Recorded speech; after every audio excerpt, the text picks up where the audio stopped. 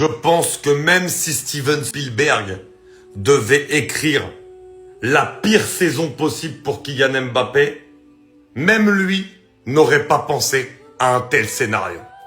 Kylian Mbappé qui quitte le PSG, à ce moment-là considéré comme un éternel loser en Ligue des Champions, en disant à plusieurs reprises, si j'avais lié mon avenir à la Ligue des Champions, je serais parti du PSG depuis très longtemps.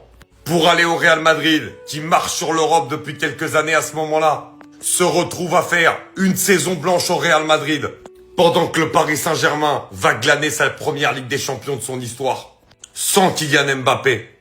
Quelques semaines après, la Coupe du Monde des clubs, demi-finale, Paris Saint-Germain, Real Madrid. Peut-être une petite vengeance pour l'ego de Kylian Mbappé? Non, 4-0. Aujourd'hui, t'es Kylian Mbappé, tu peux pas te sentir bien.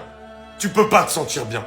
Et vous savez les gars, je déteste m'en prendre aux joueurs. J'adore Kylian Mbappé, il a déjà fait énormément de choses dans sa carrière. Mais c'est malheureusement le karma.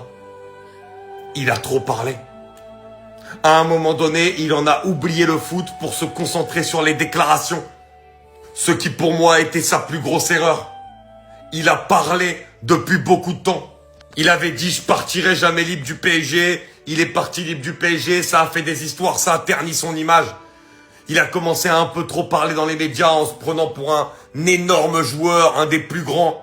Ensuite, il a souvent, voilà, par parcimonie, envoyé des petites piques au PSG, à ses entraîneurs, et ça l'a desservi. Kylian, t'es un génie du foot. Concentre-toi sur le terrain, ne te concentre pas sur le reste. Et on espère, parce qu'on aime le football, que tu te relèveras.